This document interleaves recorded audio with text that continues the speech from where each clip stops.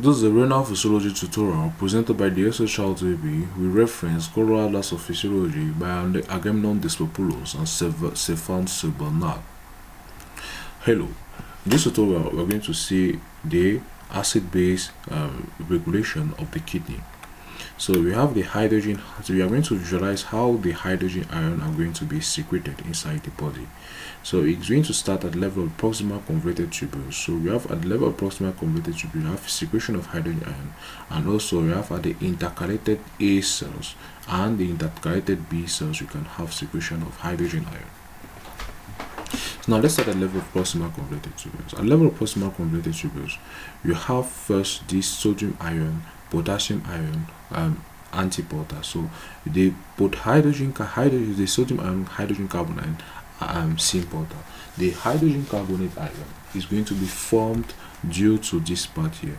So the hydrogen carbonate ion is going to be formed here, so by the carbonic anhydrase 2. So the carbonic anhydrase 2 is going to act on carbon dioxide plus water to form hydrogen carbonate, and hydrogen carbonate is going to descend down its concentration gradient because it's much more concentrated inside the convoluted cells. And here we are going to have the sodium ion is going to be much less concentrated here than here. So this is going to move up the concentration gradient, and it's going to move down the concentration gradient with a syn-porter. So as the hydrogen carbonate now passes into blood, it's going to fuse now with it's going to fuse back with the hydrogen ion. So as it fuses back to hydrogen ion via again another carbonic anhydrase, let's say carbon anhydrase 4, we are going to have back the formation of carbon dioxide. So now carbon dioxide and water, you will see that the carbon dioxide and water can form now the hydrogen ion. So it's going to bind with carbonic anhydrase to find to give hydrogen ion. So this is how hydrogen ion can enter into the cells. So hydrogen ion does not enter into a cell basolaterally directly. It enters by form of carbon dioxide, and this is similar to carbonate ion. So the hydrogen carbonate and the hydrogen ion enter in the cell by the form of carbon dioxide and not by their ionic form. It's when they want to move out of the cell that they move by form of hydrogen of their ionic form. So now in this stage we have the hydrogen ion. So the hydrogen ion is going to be secreted by the hydrogen ion ATPase in the proximal convoluted tubule, and they're also going to be secreted by the sodium ion hydrogen ion co-transporter associated with the NH3 carrier protein. So this is a proximal convoluted tubule. So now let's visualize the intercalated A cells. So before we visualize intercalated A cells, I wish to tell you that intercalated A and B cells are just derived from the name acids and bases.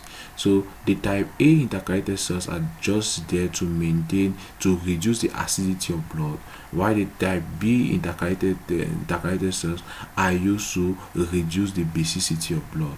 So this one are going to secrete hydrogen ion, while this one are going to secrete hydrogen carbonate ion. So now, since they are regulating the acidity of blood, so they are going to reabsorb also hydrogen carbonate. So what happens is that at first carbon dioxide is going to enter the cells. When carbon dioxide enters the cells, it is going to acted through by carbonic anhydrase. Carbonic anhydrase is going to produce hydrogen carbonate, also going to produce hydrogen ion. So the hydrogen ion will move out of the cell by its cationic form, hydrogen ion. So you have this hydrogen ion ATPase, which is going to act, and also at the level of the type A intercalated cells, you instead have the hydrogen ion potassium ion ATPase, which is going to cause it move out of the cell. But in the proximal convoluted tubule, you have the hydrogen ion sodium ion, you have the hydrogen ion sodium ion co-transporter. In this case, you have the hydrogen ion potassium ion ATPase. But now the reabsorption of the hydrogen carbonate is going to occur via a carrier here, this carrier, which is going to cause a chloride ion shift. So it's going to cause the hydrogen carbonate to enter into blood, while the chloride ion is going to go outside here, and this hydrogen carbonate is going to bind with much more hydrogen ion and are going to enter back into the cell. So now we have the type B intercalated cells. The type B intercalated cells are trying to reduce the basicity of blood. So since they are reducing the basicity of blood, so what they are going to do is they are going to secrete hydrogen carbonate ion, and they secrete hydrogen carbonate ion in an electroneutral gradient by placing hydrogen carbonate outside and absorbing chloride ion inside in an electroneutral gradient. And is going to also reabsorb the hydrogen ion by placing hydrogen ion inside and reabsorbing potassium ion inside the cell here. So now let's visualize the reabsorption of hydrogen carbonate. The reabsorption of hydrogen carbonate is going to occur as such. As I initially told you, when the hydrogen ion and the hydrogen carbon when the hydrogen carbonate ion and the hydrogen ion want to enter the cell, they enter in form of carbonate of carbon dioxide, but when they want to go out from the cell, they go out as their ionic form. So now you see that this hydrogen ion is going to move out first via the hydrogen ion ATPase, and also via the hydrogen ion sodium ion hydrogen ion sodium ion co-transporter antiporter. So now the presence of hydrogen ion here is going to bind with the hydrogen carbonate. So hydrogen carbonate and hydrogen are going to bind via the carbonic anhydrase 4. So the carbonic anhydrase 4 is going to produce carbon dioxide. Carbon dioxide is going to bind plus water to give now, and carbon dioxide now is going to enter now the cell instead. So the carbonic anhydrase 4 is going to act on hydrogen and hydrocarbon to give this 2, and carbon dioxide is going to diffuse into the cell. So carbon dioxide now will be acted upon by carbonic anhydrase 2 to produce hydrogen ion and hydrogen carbonate, and hydrogen carbonate now can move out of the cell in its anionic form, move down of the the proximal convoluted tubule is going to move down its concentration gradient, and the sodium ion is going to move up the concentration gradient. So now we have the excretion titratable. So now you see that here in this diagram we are trying to tell you how to regulate the acid-base of the body by using the hydrogen phosphate and the phosphate level. So now we need to put in mind that in order to understand this mechanism, we need to put in mind the initial formula of acid-base metabolism. So now we know that the pH, the certain formula as pH is equals to pKa minus the log of the concentration of the hydrogen phosphate minus the log of the concentration of the acid all over the concentration of its conjugate base. So there is a certain formula, pH is equals to pKa plus log of concentration of the acid of the conjugate of the acid all over concentration of the conjugate base. So now if you put this formula in mind, you now visualize that if there is much more release of the hydrogen phosphate, so it makes the numerator of that formula to decrease, and such the body is going to be much more the bodily blood is going to be much more basic. So now you see that this ratio of hydrogen phosphate total phosphate is going to be causing a titratable as such here. So you see that if this ratio is decreased, you are going to have they are going to have a lower pH. It's going to be much more acidic. So if this ratio is at this level, the pH will be much more acidic. While if it's at this level here at 0.8, the pH will be much more basic. So now this is similar with this other case here. So now in this case, now we can visualize now the secretion of the ammonium ion and ammonia. So how does secretion of ammonium and ammonia occur? The first method, you're going to have, so you have this the ammonium ion is going to come from protein catabolism. After ammonium ion plus the hydrogen carbon ion is going to give you the urea.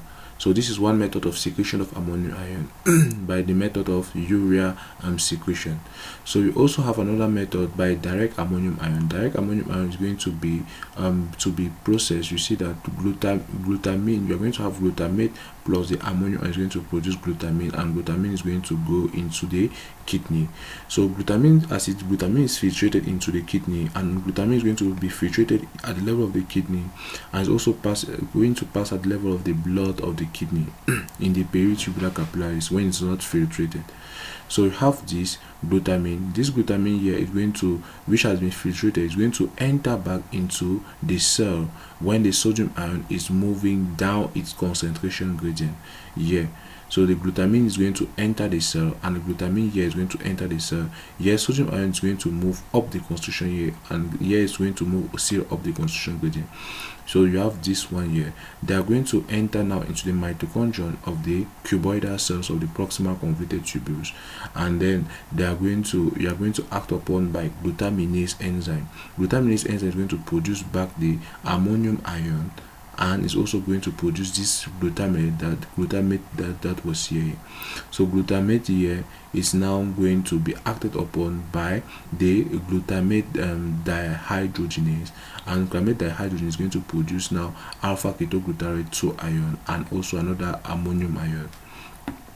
Now ammonium is going to flow out of the cell either in form of ammonia or as ammonium ion. In form of ammonia is going to be a gas, so it's easily diffusible. So as ammonia is going to flow out as it's going to flow out as with the sodium ion ammonium ion antiporter here, with the associated with the NHE3 carrier. So we have the sodium, so the ammonium ion is going to flow out here, and also ammonium ion can bind with the hydrogen ion, which is going to be at level of the lumen to give you the ammonium ion, which are going to be excreted from the body. So the hydrogen ion is going to come out from the cell by using this hydrogen ion, sodium ion antiporter, or the hydrogen ion ATPase. So now the alpha ketoglutarate now produces back glucose because of the binding of the hydrogen ion to alpha ketoglutarate. So when hydrogen ion binds to alpha ketoglutarate, you're going to have back your glucose, and glucose can go out into the cell via carriers. And the hydrogen carbonate, which is produced via the combination of carbon dioxide and water, is going to move out of the cell via the sodium ion hydrogen ion antiporter, so co-transporter instead or symporter. So now we have the reabsorption of the phosphate, calcium ion, and magnesium ion. So I initially told you that magnesium is slightly reabsorbed at the level of proximal convoluted tubules. So we have proximal convoluted tubules is only slightly reabsorbed, but at the level of the loop of Henle is maximally absorbed. You see this gradient is very high. Now calcium is largely reabsorbed in the proximal convoluted tubules, but it reduces slightly a bit in the loop of Henle, but at the level of distal convoluted tubules and collecting dot is also reduced. But you see that the magnesium ion is going to be greater. So we are going to have this filtrate amount. This is the filtered amount, the remaining amount which is going to be present in urine. So you see all this reabsorption has occurred. We can also visualize for phosphate ion. Phosphate ion is going to be highly reabsorbed in the proximal convoluted tubule. The distal convoluted tubule is also reabsorbed, but it's going to level up here. So now let's visualize the phosphate transport. So how does the phosphate transport occur? The phosphate transport is going to occur via this carrier protein here, and this carrier protein is a phosphate sodium ion co-transporter. But the problem is that the carrier protein are capable of being degenerated or downregulated via the parathormone. So this is how the parathormone can act on phosphate reabsorption. So now the more the parathormone is present inside the blood, the more it's going to degenerate this carrier protein, and the less sodium and potassium is going to be reabsorbed via this secondary active transport mechanism. Now the more the calcitonin, the more they are going to be produced. So in case of hypercalcemia, and now in case of potassium deficiency, in case of phosphate deficiency and calcitonin, you are going to have the production of these ones here. So now calcium ion and magnesium ion are mainly transported in the body via this paracellular pathway, both in the proximal convoluted tubule and the thick ascending limb of loop of Henle, and their movement is due to an electrical gradient that has been produced due to the initial transport of sodium ion, potassium ion, and even chloride ion. And you need to know that it can also enter the potassium in the distal convoluted tubule. So in the proximal convoluted tubule, an ascending limb of loop of Henle that entering via the paracellular pathway, while inside the distal convoluted tubules can enter through the transcellular pathway via their channels. You have sodium ion channels here, and you have magnesium ion channels, and then the calcium ion is capable of coming out of the cell via the calcium ion ATPase, or is capable of coming out of the cell via the calcium ion sodium ion antiporter. So you have the calcium ion sodium ion antiporter. So, and the magnesium is capable of coming out via the magnesium ion channel.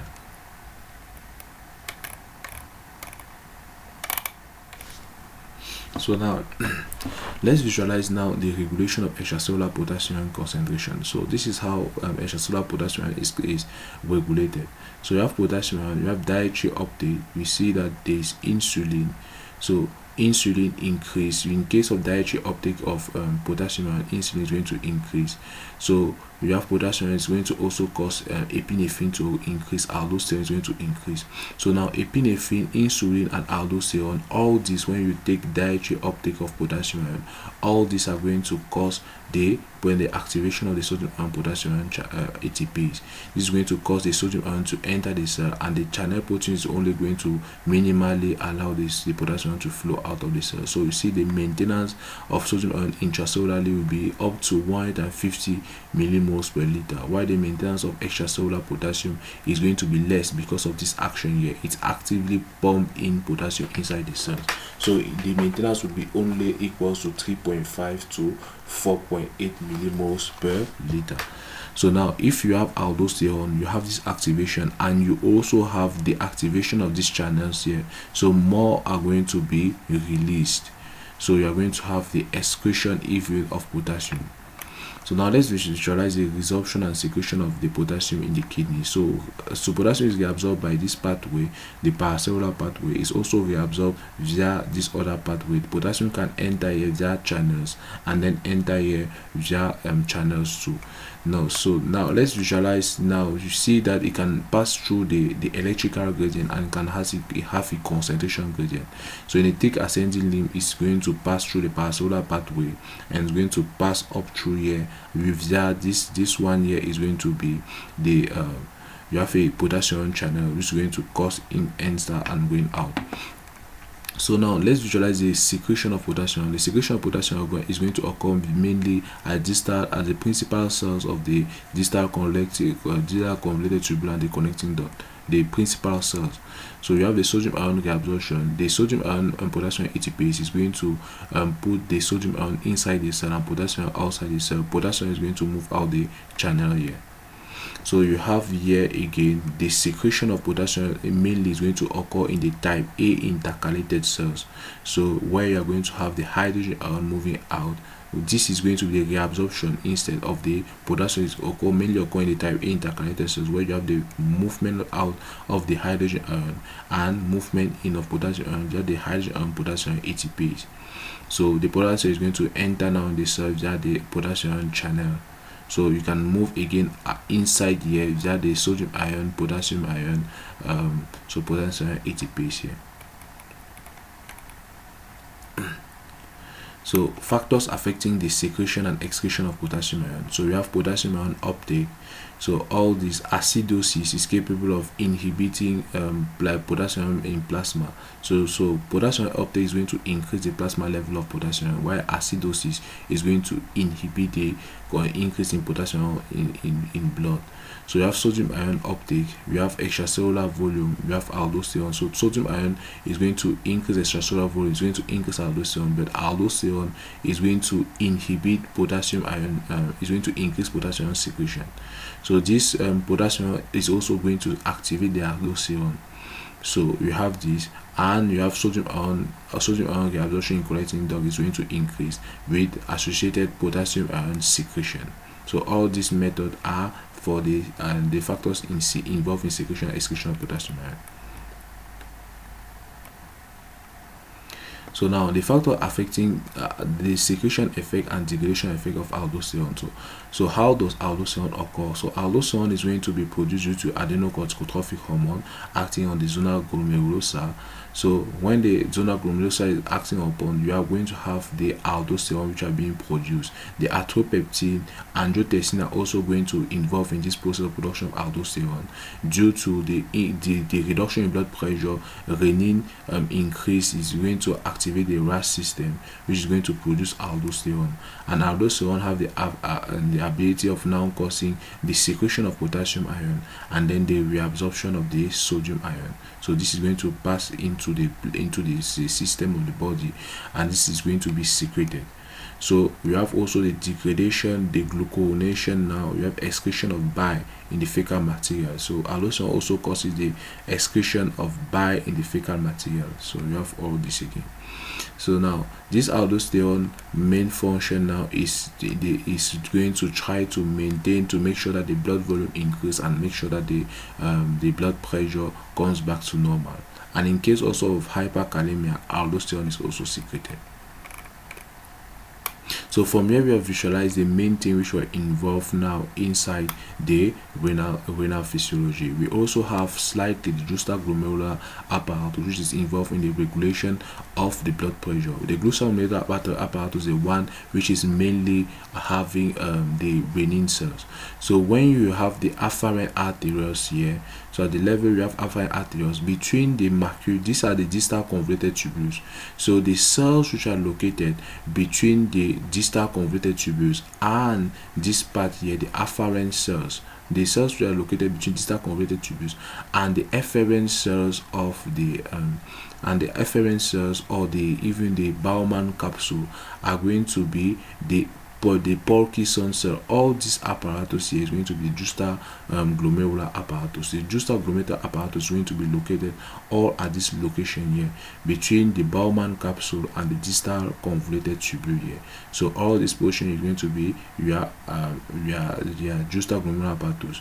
Now the cells are located on this basal side of the distal convoluted tubules are going to be called the macular denser cells, and the macular denser cells are the ones which are finding the level of sodium ion which are found inside the filtrate.